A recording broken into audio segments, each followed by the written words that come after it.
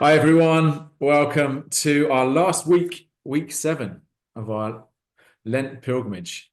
And the theme this week we're going to be unpacking a little bit is downtime, theme of downtime. And got an amazing guest with me, fellow pilgrim, Dave Jones. Dave, welcome. Hey everybody. Hey Mal.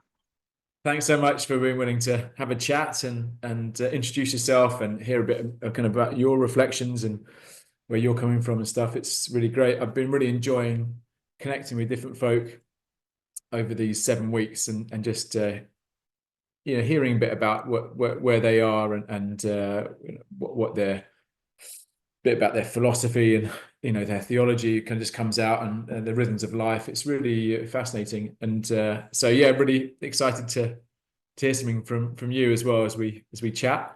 Right. Do you want to just introduce yourself to everyone? Yeah, so I'm Dave Jones. I'm married. I've got 4 kids. I lead Branch Community Church up in Henbury as part of the kind of Woody's family of churches. Um, I work for Changing Tunes, which will probably come out in our conversation. But it's a prisons ministry, working in 21 prisons around the country. I got a few other kind of side kind of projects, a couple of social enterprises and stuff like that. But yeah, born and bred in Bristol, live up in Brentry. Been coming to Renew about. Well, I think this is my second winter. That's Is the it? kind of way Okay. I see it. If I can get Yeah. through the winter, yeah. Yeah, right. Yeah, But yeah, yeah. Oh, it's been great to journey with that. And we had a connection. I guess our kids went to the same school, yeah, junior school and yeah, senior school. So we kind of, but didn't know each other really well during that period. But then more recently with Renew and I kind of team up with Changing Tunes and Joseph Studios. So we've kind of had a yeah, few more touch points, haven't we? It's been really nice to get to know yeah. you. So yeah, great. Well, thanks for being willing to journey on this Lent journey as well. It's people engage with it in different places, but it's definitely an intentional time of coming together and sharing and surrendering to whatever we're surrendering to. So yeah, thanks for that. So there's to kick off the theme of downtime. This is our Yeah. last theme. It's kind of we journeyed through the acronym of renewed, and this is the we've squeezed the theme of rest into the word of getting a downtime. So we got the Yeah. D in the end.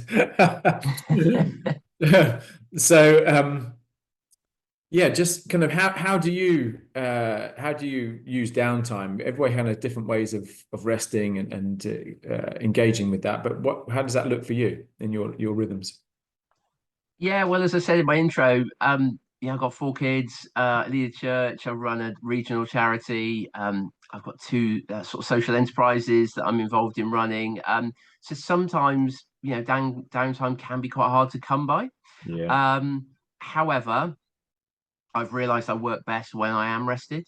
I've realised that in my work life, they're not paying for the hours; they're paying for I know my brain, the way I operate and things like that. So actually, I've always had a fairly good work-life balance. So I Mhm. rarely work past 6 o'clock. I rarely work at the weekends, um, which does allow that other half of the day sort of to do stuff. I don't rest a lot in terms of just lying down and not doing a lot.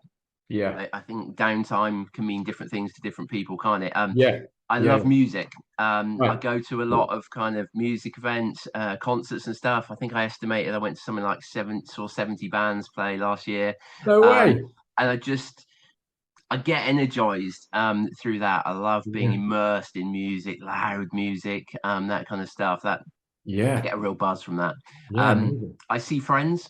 I'm quite a sociable person, so if I carve out some time, I'll often just text a mate and say, "Do you fancy a beer?" That sort of thing. Um, Yeah. I do if I'm more physically kind of tired and looking for that. I do have a bit of a weakness for kind of trash TV, so I will long Yeah. out and just watch some absolute garbage on the TV. So I'm not averse to that.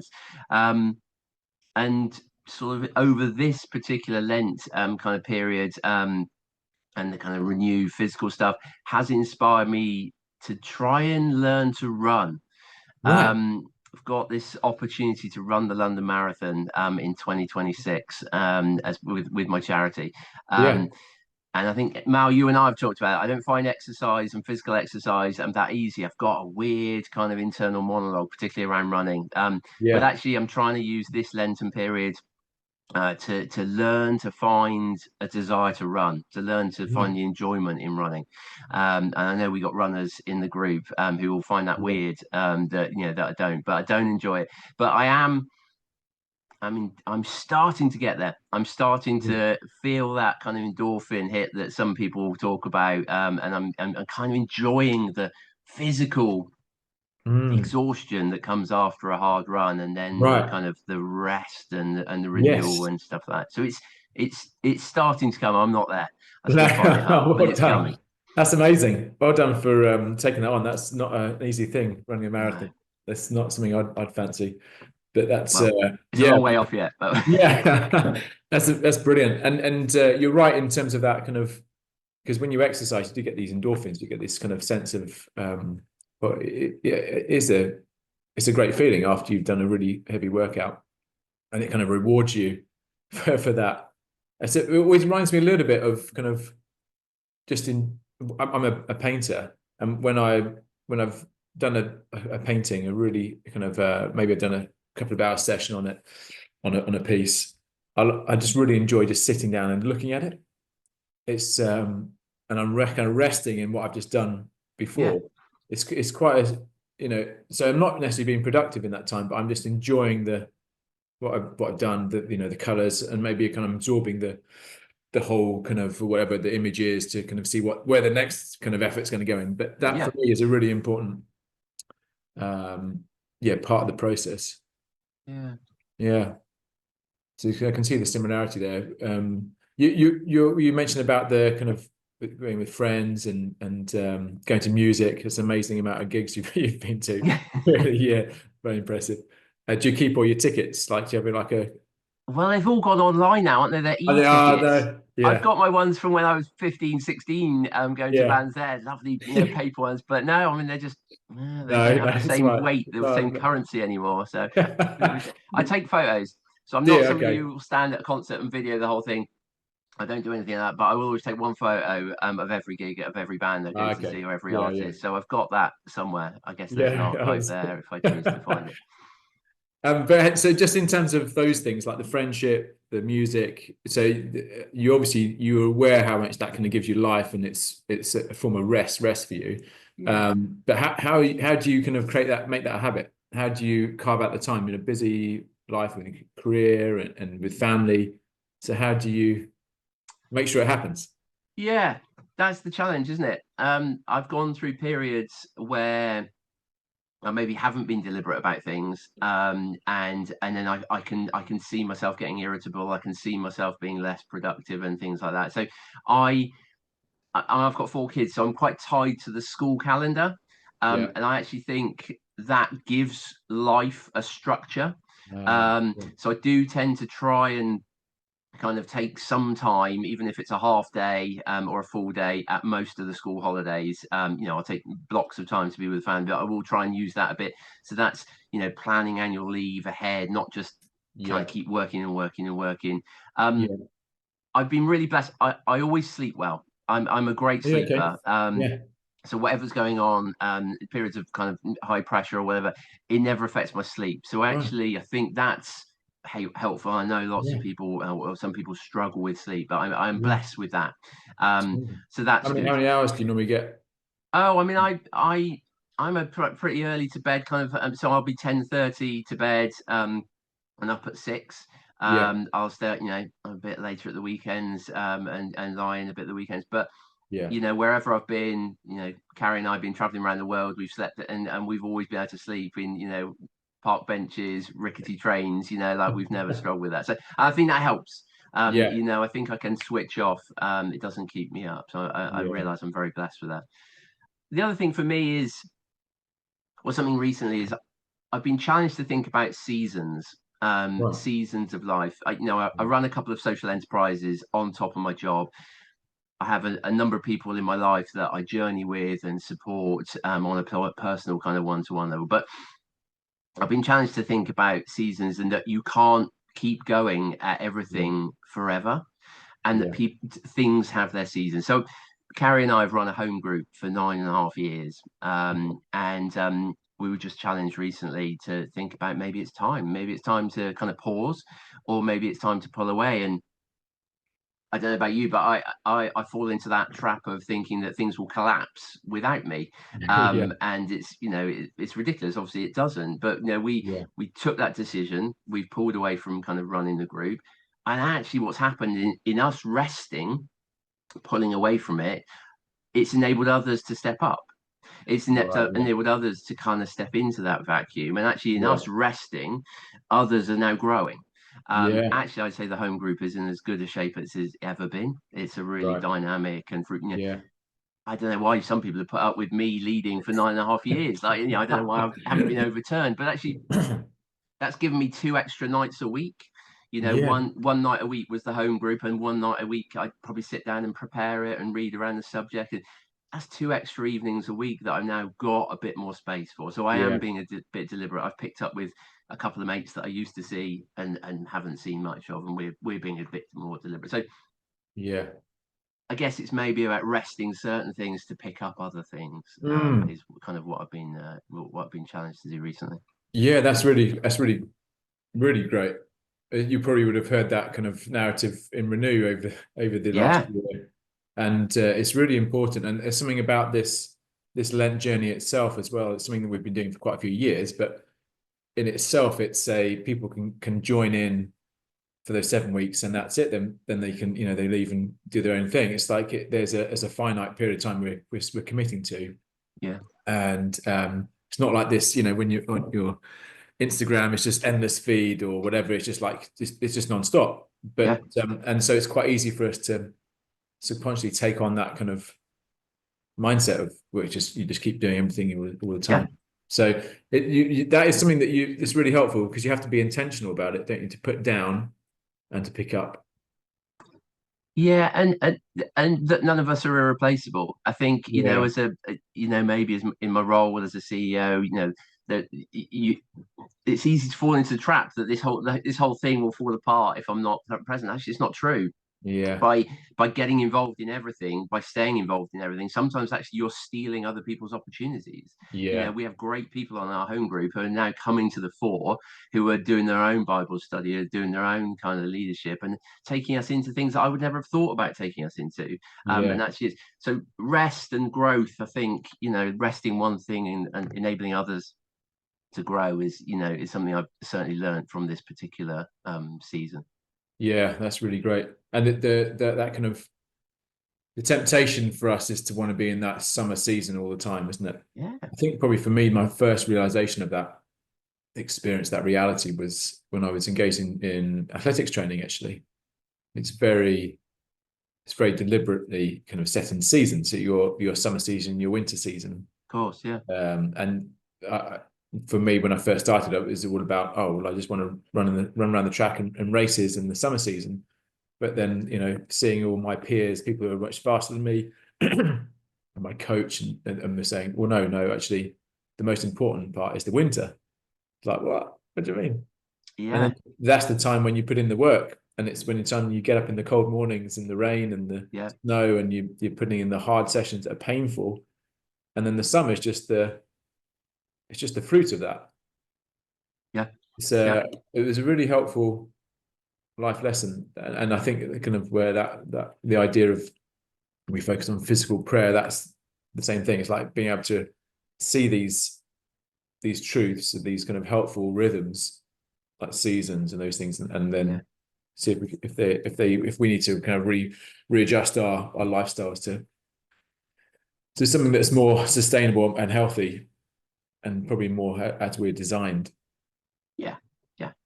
Yeah. It's Going flat out for endlessly is no good for anyone, is it? It's not good for your no, physical body, and it's really not good for the mind. no, and your examples of your downtime, that there it's not there is some kind of movement in there. There's still kind of some activity, isn't there? So Yeah. in sports training, there's a practice called active rest. So when your rest days, it's not just like lying flat on the couch. It's that there's a movement. There's like whether it's a slow jog or a stretch, or there's something kind of like to actually aid your recovery in that Hmm. sense. But it's not the same as you normally do, and it's much less demanding. There's a You're able to switch off in some capacity, aren't you? Yeah, and I think reflection again, go back to the idea that in a position of leadership, it's not really about putting in a certain amount of hours. It's about that ability to think and Yeah. strategize. And actually, when I'm with other friends, from different sectors, from different roles and professions, that ability to just reflect, ponder, bring just little bits of work and get kind of responses and other people's thoughts, Mm. or not talk about it at all and just let my mind wander. Like I say, music is one of my real passions. Being immersed in, kind of a big sound, and then just letting your mind kind of waft away. Mm.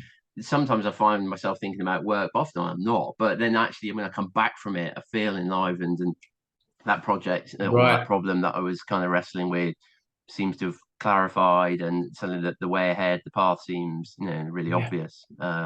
Yeah. I've experienced that time and time again.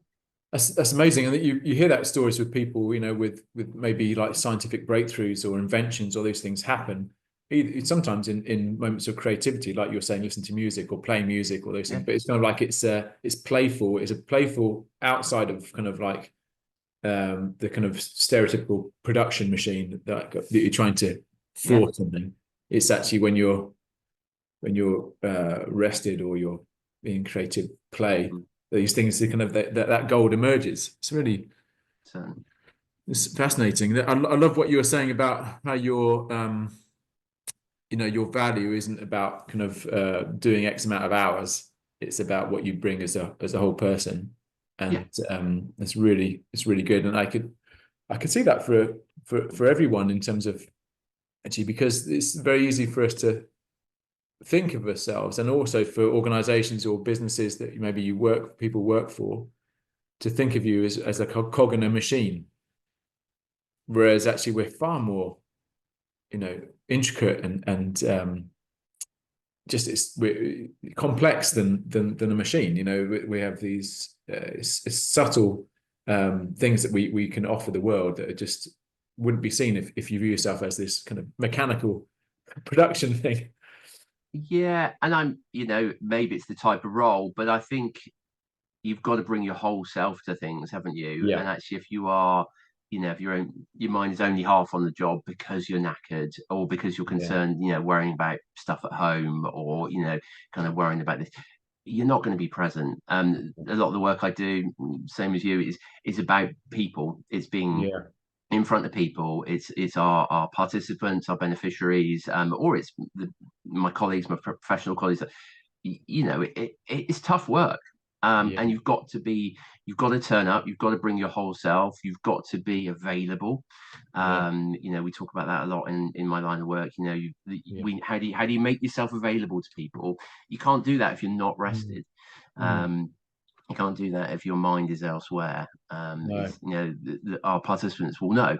They will pick up on that, and actually, Yeah. you're not doing the best version of you if you're only half there. No, that's really really important. So let's pick up a little bit on that. Kind of, we both have worked for a number of years with people in recovery Mm, from various things, and one of my uh, kind of lines has always been that we're all a work in progress. So not necessarily working with somebody that's in recovery. Actually, we're all in recovery, some form of recovery. sure. But in your experience in working with your clients of your charity and people that maybe come out of a crisis situation, how important is kind of what we just been speaking about now, this being able to to rest, to kind of step out of that whatever kind of mindset they're in.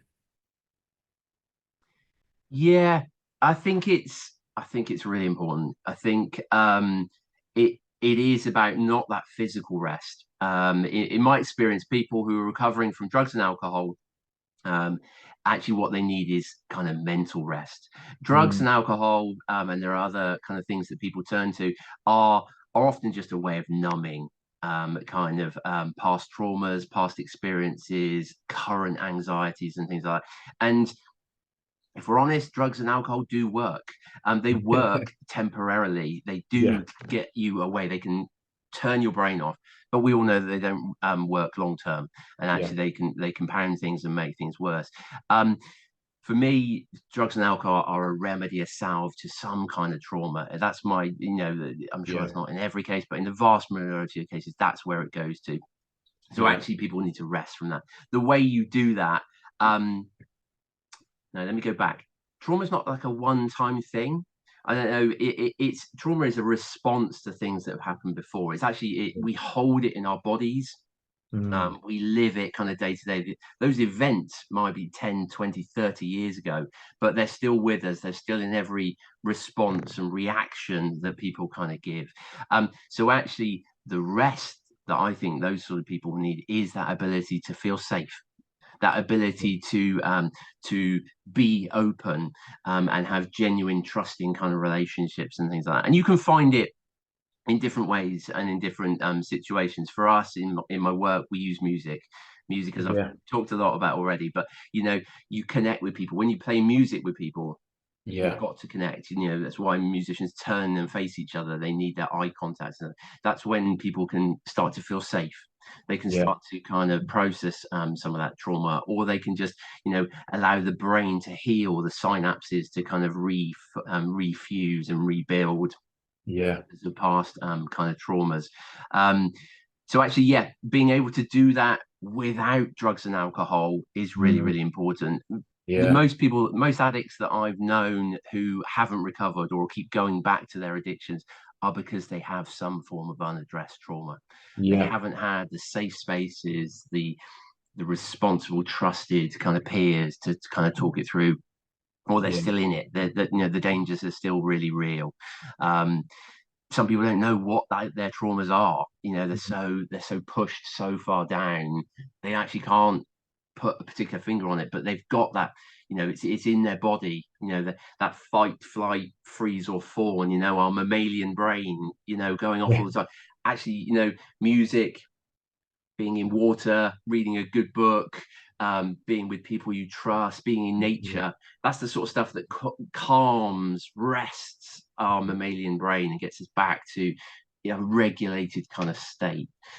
yeah. So yeah, for me, that's the big kind of rest that people in recovery require. Yeah, that's brilliant, Dave. Thanks for kind of unpacking that for us. And I've witnessed that with with changing tunes, particularly with the music. You can see how people come into the environment. It's a very safe environment that you create, and very friendly.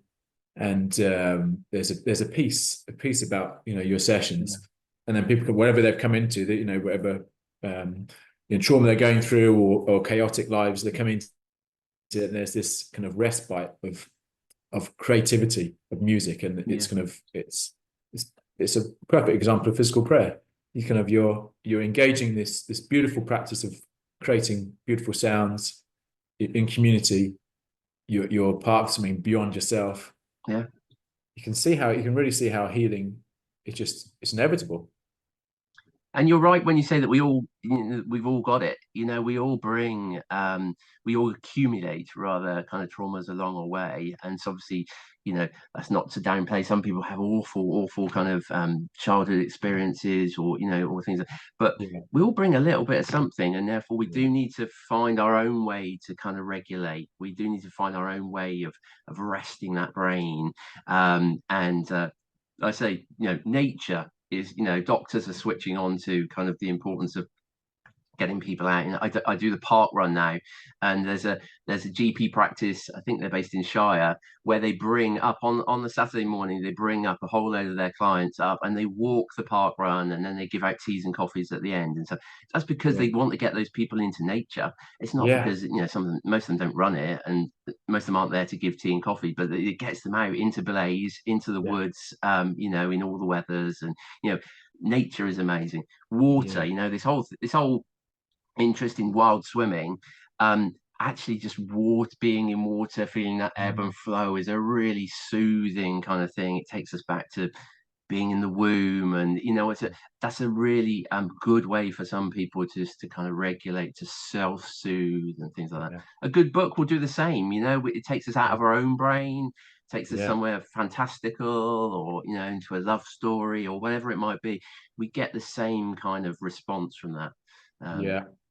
so Oh, yeah, it's I great. think people got to find their own way, their own version of it. Yeah, so that's a great encouragement for us all, and hopefully this is, as we've going through different themes, this is something that we will take away for folk for this last theme of downtime is to really consider, be intentional about those things and what you've mentioned, whether that's being in nature, it's music, exercise, it's being with friends, being in water, all those things. That's a great challenge for us all, and I think it's a place of great renewal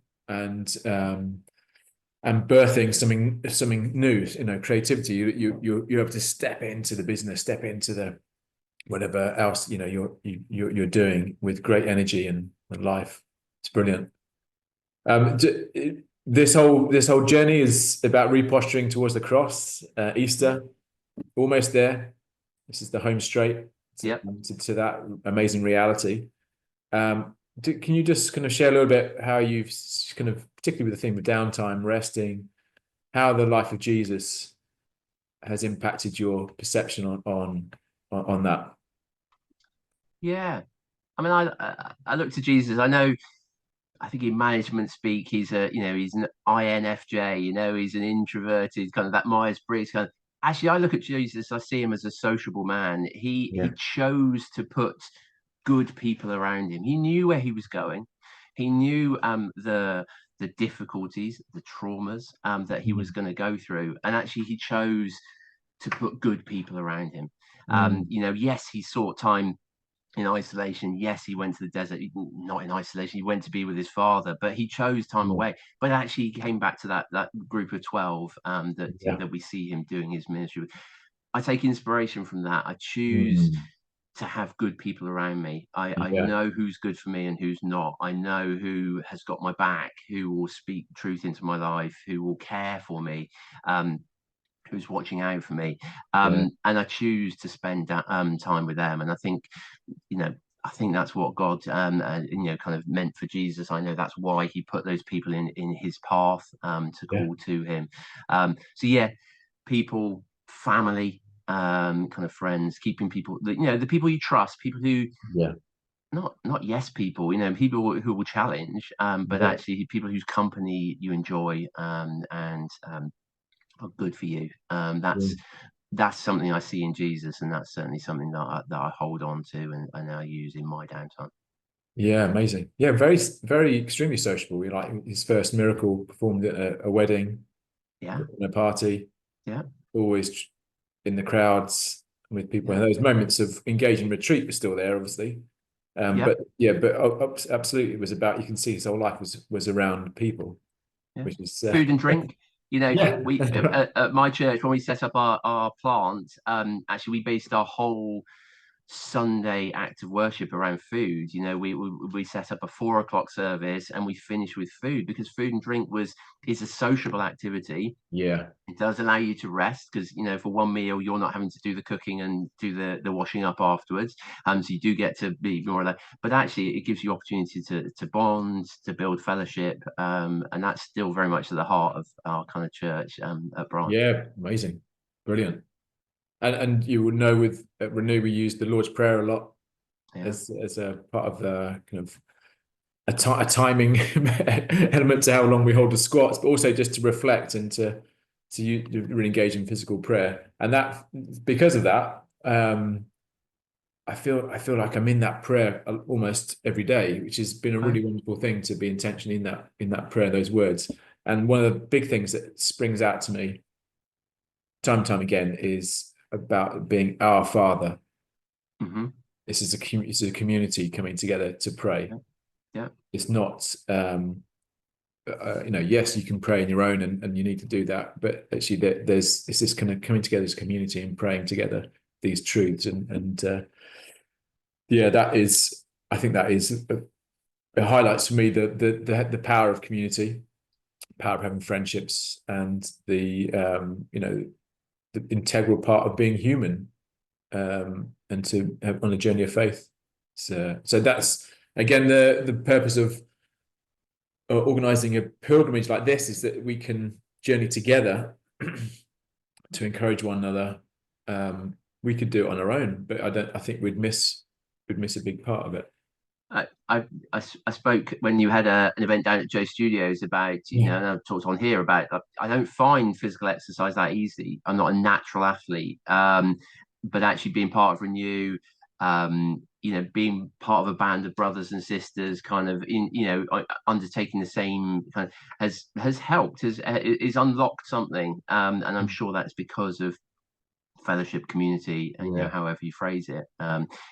When I'm struggling, we're on 150, 151, and you're still going, pounding away. I can see other people struggling, but also encouraging. There's something in that. I think it's great to have the girls kind of exercising and other women, but actually for me, being part of a group of male people, that's not something I really have much of in my life. I've got 4 girls and a wife. Most of my family is kind of quite female oriented, so that's quite a that positive male kind of fellowship is really positive for me as well. Oh, that's great to hear. So good. Well, that's probably a good place for us to kind of round this up. And just thank you so much for being willing to share, and some really great nuggets there you've given us. I get to take that with us into these last few days heading towards Easter.